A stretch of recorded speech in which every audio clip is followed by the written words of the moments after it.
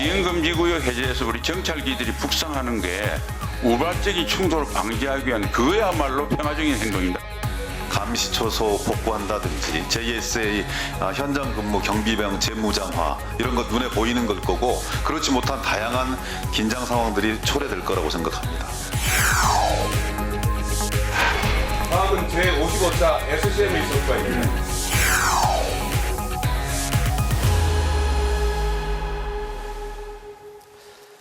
네, 이번에 각 상임위 활동을 통해 2023년 국회의 성과와 과제를 돌아보는 시간. 오늘은 국민의 생명과 안전을 지키기 위해 국방에 관한 전반적인 업무를 맡고 있는 국방위원회 순서입니다. 올해 국방위에서 집중한 방위 산업의 수출 경쟁력을 키우고 또 부족한 군 병력을 보완하기 위한 방안은 무엇인지 오늘은 한기호 국방위원장을 모시고 말씀을 들어보겠습니다. 위원장님 어서 오십시오. 안녕하세요. 반갑습니다. 안녕하십니까. 네, 평소에 불러주셔서 감사합니다. 아, 고맙습니다. 성격이 굉장히 호탕하시고 시원시원하시다는 말씀을 좀 많이 들었습니다. 예. 네, 오늘도 잘 부탁드리겠습니다. 네, 올해 그 국방위원장을 이제 작년 이제 12월부터 네, 맡고 계시는 거죠. 이제 1년이 딱 됐는데요.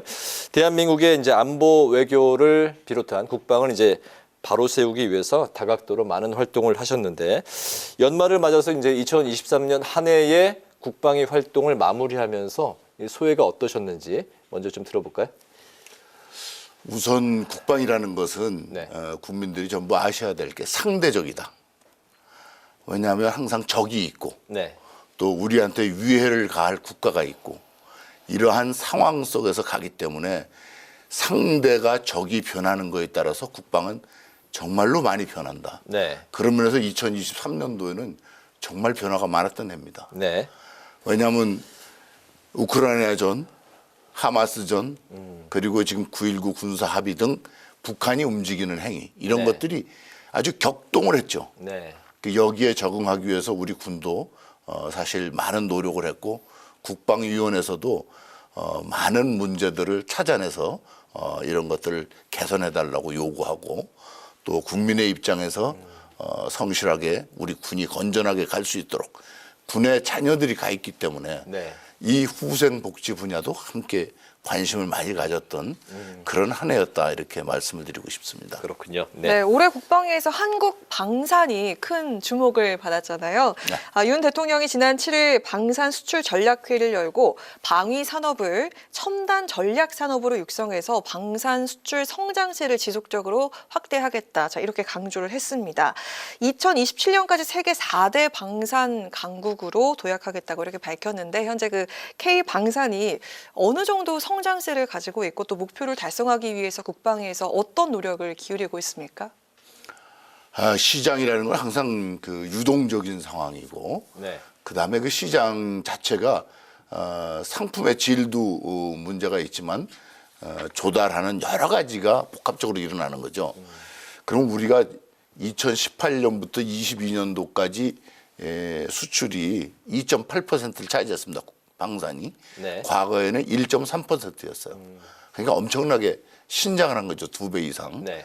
그럼 이런 신장이 왜 이루어졌는가? 사실 우리가 기술력으로도 이제 많은 향상을 가져왔지만 우리 아세안 지역에 주로 그 수출하던 것이 유럽으로 가고 또 중동으로 가고 아프리카, 남아메리카까지 간 거죠. 네. 여기에는 시장에 이제 격변이 일어난 것이 유럽 같은 경우에 굉장히 이제 방산이 강한 국가들이 있었는데 실제로 군이 이 나토국들이 서로 우리 군비를 축소하자 네. 하면서 부대가 확 줄어들었어요. 그러니까 수요가 없어진 거예요. 네. 그러니까 공장을 유지하는데 어려운 점이 있었죠. 그러나 우리는 남과 북이 대치하고 있기 때문에 항상 방산 기업들이 계속해서 유지가 되어 있었던 거죠. 이래서 이런 그 틈새 시장이 생겼고 이 틈새 시장이 생긴 데서 우리 폴란드 같은 경우 대표적으로 전차 자주포를 갖다가 시험 사격도 해보고 해보니까 품질이 우수하다. 네. 이래서 이제 거기에 폭발적인 효과가 나타나는 거죠. 네. 그 다음에 이제 우리가 아세안 지역에도 수출하고 있지만 요번에 호주 지역에 레드백을 그 수출하게 된 것도 이거 획기적인 겁니다. 그러면 이제 여기서 또 무슨 문제가 있냐면 다른 나라들은 방산 수출을 위해서는 조립하는 업체가 있고 부품을 조달하는 업체가 있는데 협력업체인데 이 시스템이 완벽하게 갖춰져 있지가 않아요. 네. 근데 우리는 전쟁에 대비해야 되기 때문에 이게 방산 기업으로 별도로 관리가 딱 되어 있는 거예요. 네. 그러니까 즉각적으로 제품을 만들어낼 수 있는 거죠. 이런 면에서 다른 나라보다 훨씬 강한 강점이 있고 이것이 효과를 낸 거라고 저는 봅니다. 네. 그래서 이제는 진짜 품질에서 세계적에서 탑으로 가야지만 네. 이걸 유지할 수 있습니다. 네. 그래서 대통령께서도 이런 점에서 우리 방산이 진짜 탑으로 갈 수 있는 방법을 찾아라. 기술력에서 남이 추종할 수 없는 걸로 가자. 네. 이렇게 말씀하시는 거죠. 우리 방위산업 기술이 이제 우수하다 인정을 받았지만 또 탑으로까지 가야 되는 이제 과제는 예. 현재 안고 있는 그런 상황이고요. 방위산업이 어쨌든 이제 급성장을 이제 하고 있는 추세인데 해외 이제 방위산업 업체들과 또 이제 경쟁을 또 계속해야 되지 않습니까? 여기에서 이제 우위를 점하려면 이제 수출국들이 우리나라에 와서 직접 공장을 짓고 만들어라. 그리고 이제 기술도 우리한테 전수를 해달라. 이런 요구들이 있는데 여기에 대해서 이제 정부 입장이 좀 어떻게 대처를 해야 될지 궁금하고 또 수출을 앞으로도 계속적으로 이제 좀 안정적으로 가져가려면 이 거액이 드는 엄청난 거액이 드는 이 방위산업 아니겠습니까? 금융 지원도 대폭 좀 확실하게 좀 해줘야 될 것 같은데 그렇죠. 여기 뭐 이런 문제점들을 좀 보완하기 위한 어떤 그 대책들은 어떤 게 있을까요? 문제가 많죠. 우선 외국에서 원하는 것은 너희가 우리한테 무기를 팔지만 네. 그 기술도 달라. 네. 근데 이 기술을 안 주는 선진국들은 지금까지 안 줬어요. 근데 우리는 주겠다고 하니까 네. 호감을 갖는 거죠. 그다음에 공장을 우리나라에 와서 져라. 그래서 제가 호주에도 K9 공장 짓는 데도 갔다 왔습니다. 네. 근데 그 공장 짓는 곳을 가서 보고 이 사람들이 진짜 짓네? 이렇게 생각하는 거죠. 근데 무기라는 것은 그 자체가 상당히 비밀을 요하는 부분들이 기술적으로 많기 때문에 네. 안 합니다. 저는 이제 이렇게 얘기하죠. 공장을 져줘라. 기술도 줘라. 그리고 그 기술보다 뛰어넘는 기술을 다시 확보해라. 그러면 우리가 준 기술은 진부화된 기술이에요. 네. 그럼 새로운 기술을 우리가 가졌기 때문에 우리는 또 다른 강점을 갖는 거예요. 그리고 그들 장비를 업그레이드 시킬 때 또 기여할 수 있는 겁니다. 네. 그래서 방산 기업들이 이제 가야 될 길은 바로 이러한 기술의 우위를 어떻게 계속 유지할 것이냐. 이게 핵심이고 네. 그래서 이제 기술연구원이 발족을 하고 여기서 그러한 차별화된 기술을 찾아가야 되고 그다음에 외국이 우리한테 기술을 실제로 팔지 않아가지고 애로를 많이 겪어왔거든요, 우리는. 네. 그래서 이런 점들을 스스로 이제 하이테크한 기술들을 우리가 개발해야 돼요. 이게 개발되지 않으면 외국에서 산 부품을 갖다가 조립을 해서 수출한다면 이건 완전한 국산이 아니라고 보는 거죠. 네. 이제는 우리의 국산화가 확실하게 이루어져야 된다. 특히 기술적으로 아주 고도의 기술적인 건 꼭 해야 되는 문제가 있습니다. 그다음에 이제 수출하려면 레드백 한 대에 200억이라고 하지 않습니까? 네. 이 비싼 장비를 수출하려면 그 나라가 일시에 그 비용을 부담할 수가 없어요. 우리나라도 회사가 유지해야 되는데 우리는 계속 물건을 만들어서 보내고 우리가 유지하려면 우리도 은행으로부터 보장을 받아야 돼요. 네. 그래서 수출 은행이 지금까지 방산업체에 대해서 고가의 이 돈을 보증을 안 했어요. 이제는 해야 된다. 네. 그래서 이제 기재부 그리고 산업부 공적 수출 신용기관 수출입 은행이죠. 네. 이런 데서 이제 합의를 해서 이제 갑니다. 가면은 금융 지원에 대한 문제도 해결이 될 수 있습니다. 이렇게 가야지만 우리 수출도 이루어지고 또 앞으로 갈 수 있다. 이렇게 한 예를 들어서 2015년도에 우즈베키스탄에 우리가 그 T50 요즘 블랙 이글이라고 하는 네. 그 블랙 이글스 그게 T50인데 수출하게 돼 있는데 이때 미국에서 그 안에는 우리 기술보다 미국 기술이 하이테크한 게 들어있어요. 미국이 안 된다. 네. 거기다 팔으면은 그 기술이 빠져나간다. 그 다음에 또 이제 그 아르헨티나에 이제 우리가 또 F-50을 팔게 되는데 영국이 또 거부한 거예요. 왜? 우리가 T-50이나 F-50을 만드는데 거기에 락히드 마틴 기술이 들어와 있거든요. 네. 그래서 이제는 그런 것까지 만들지 못하면 수출이 지속되지를 못합니다. 이게 이제 우리가 가지고 있는 과제입니다. 알겠습니다. 네. 또 과제가 좀 많이 남아 있는데요. 저출산이 또 우리 군에 끼치는 영향이 아주 상당합니다. 그 5년 전보다 12만 명 급감해서 그 50만 명 아래로 떨어졌다고, 병력이 50만 명 아래로 떨어졌다고 하는데, 해산한 부대가 이거 뭐 통합이 됐다 이런 이야기도 들었습니다. 그리고 군무원들 처우가 아주 열악하다고 들었는데, 근무 환경이 열악하다고 들었는데, 자, 이에 대한 대비책 어떤 게 필요할까요? 우선 출산이 떨어진 것도 떨어진 거지만 네. 복무 기간을 1년 6개월로 줄인 것도 엄청난 타격입니다. 그렇죠. 네. 조금 전에도 말씀을 드렸습니다만 1개월을 줄일 때 사단이 2개가 없어집니다. 그러면 21개월에서 18개월로 줄였으니까 6개 사단이 없어지는 거예요. 네. 네. 이거는 어쩔 수가 없는 거예요. 병사들 숫자가 줄어들기 때문에 1개월을 주면 한 10,000명이 줄어듭니다. 그러니까 이제 이렇게 부대가 없어지는 거죠. 네.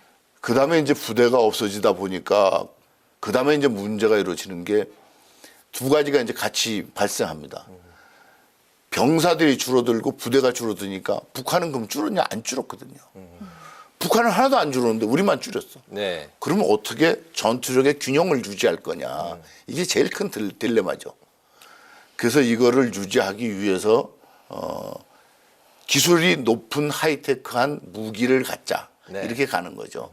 첨단 무기류가 무장을 하면 그런 인력의 부족함을 무기로 커버할 수 있지 않냐. 근데 북한은 거꾸로 어떻게 하고 있냐면 점점 더 재래식이고 아주 원시적인 형태로 갑니다. 왜 그런가요?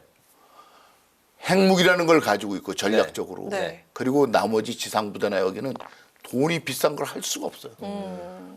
전차를 가질 수도 없고 선택과 장갑차를 가질 집중이군요. 수도 없고 선택과 집중. 신형으로 못 갖는 거죠. 네. 예를 들어서 전차 한 대 최신형으로 가려면 한 대당 얼마나 들어가겠어요? 돈이. 얼마 드나요? 100억씩 들어간다 이거예요. 무슨 수로 북한이 못하는 거예요. 그러니까 아예 우린 재래식으로 가겠다. 네. 게릴라로 가겠다. 이렇게 가버린 거죠.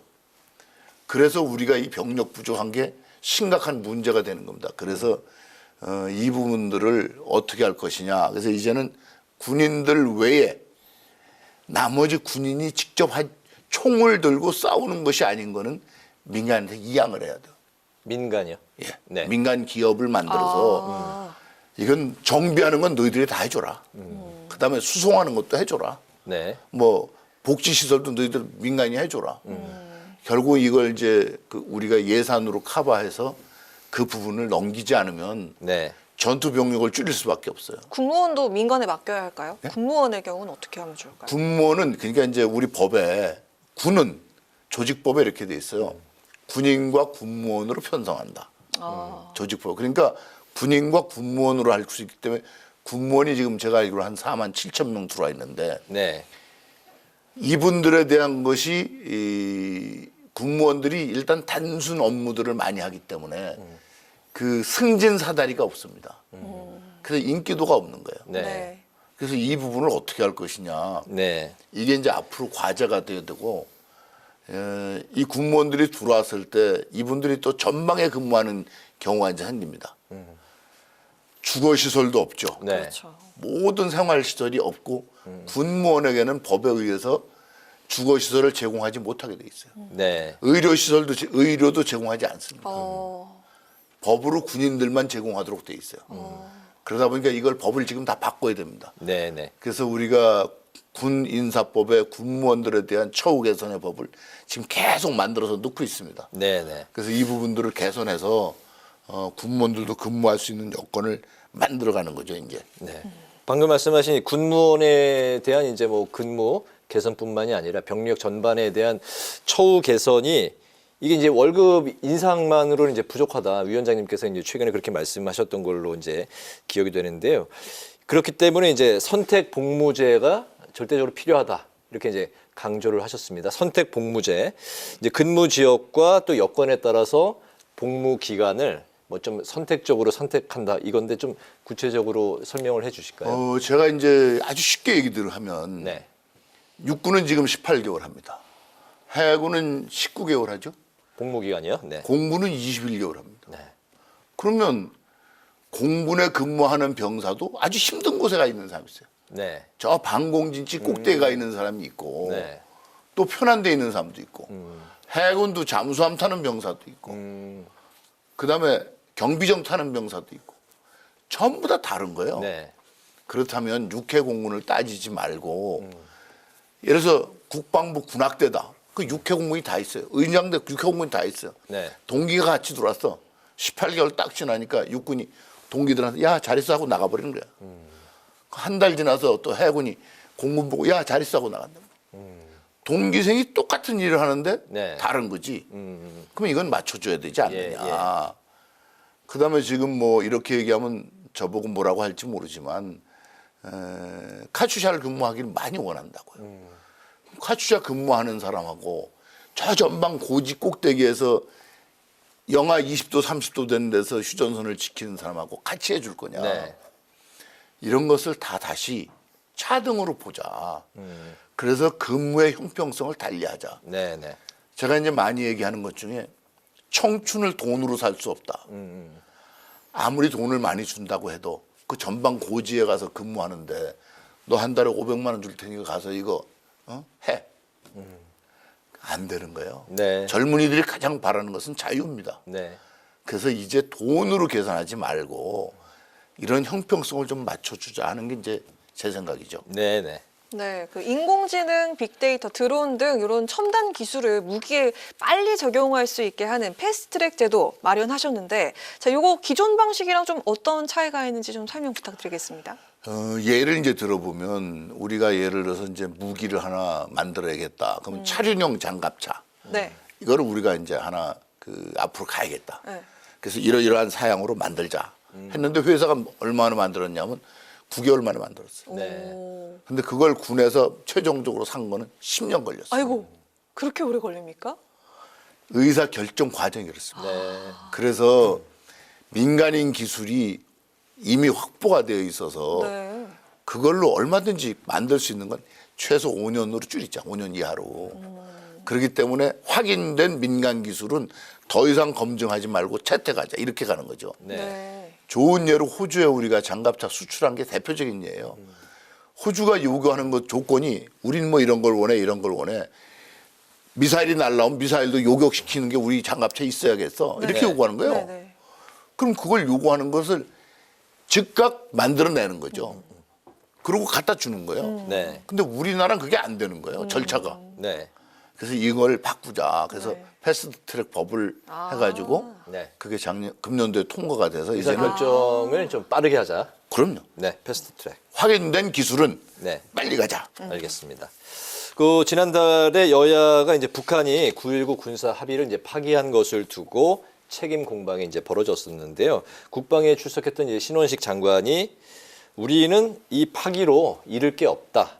뭐 효력 정지로 우리가 잃을 게 없다 이제 주장을 했었고, 민주당은 이제 반면에 우리 안보에 커다란 이제 공백이 생겼고 그게 이제 위협이 되고 있다 이렇게 이제 상반된 주장을 하고 있는 상황입니다. 9.19 합의 파기가 우리 국가 안보에 좀 어떤 영향을 이제 주고 있는지, 그리고 이제 북한이 지속적으로 이제 도발들을 해오고 있는데 우리 정부는 현재 좀 어떤 대응책을 갖고 있는지 두 가지 좀 답변 좀 들어볼까요? 우선 이제 그 아군과 적군의 상대적이라는 건데 네. 그러면 9.19 군사 합의를 해서 누가 변했느냐 이렇게 봐야죠. 네. 우리만 변했어요. 우리만. 네. 우리만 약해진 거죠. 자, 비행금지 구역을 만들어서 비행금지를 시켰단 말이에요. 북한에는 항공기가 하루에 단 한 대도 안 뜨는 날이 부지기수입니다. 우리는 헬기부터 여객기까지 그리고 군용기까지 북한을 정찰하기 위해서 계속 정찰기도 뜨고 다 하죠. 네. 이거를 몇 킬로 이내에 못 띄우는 거죠. 그다음에 UAV도 못 띄우고 결국 우리만 손해를 본 거예요. 그다음에 북한과 우리가 GP를 비무장지대 안에 가지고 있는데 북한은 우리의 GP보다 숫자가 한 3배 이상 많습니다. 그럼 거기 10개 없애고 우리 10개 없애면 우리는 완전히 그냥 무장 해제가 된 거고 적은 조금 덜어낸 거죠. 네. 이런 합의를 했기 때문에 우리가 불평등한 거죠. 그래서 북한은 지키지 않는 걸 가지고 그러면서 핵무기 계속 실험하고 미사일 계속 쏘고 다 했는데 이런 위협을 당하면서도 우리가 유지한다면 그건 안 맞는 거예요. 그래서 우리는 손해날 게 없다. 오히려 제가 이제 그런 얘기를 하죠. 이제 정상적인 정찰을 할 수 있기 때문에 북한의 구석구석까지도 우리가 알게 되니까 군사 대비태세를 더 향상시킬 수 있다. 이렇게 전 얘기를 합니다. 네. 네, 21대 국회가 마무리될 때까지 국방위원장으로서 남은 과제 듣고 싶고요. 저희가 오늘 그 국방위원장으로서 모셨지만 남은 시간이 또 별로 없지만 총선 얘기도 살짝 들어보고 싶거든요. 여론조사 그 방송국에서 한 걸 보니까 적합도 1위로 되셨더라고요. 지역구 유권자들에게 또 한마디 할 수 있는 기회 잠시 드리도록 하겠습니다. 네. 우리 지역은 이제 접경 지역이고 거기에 네. 이제 춘천을이 들어와 있는데 춘천을 지역도 접경 지역입니다. 네. 결국은 제가 군인 출신이고 평생을 군복이고 40년간 살았고 네. 국회의원도 국방위원으로 18대, 19대, 21대 이렇게 있었습니다. 그러다 보니까 이제 단점도 있죠.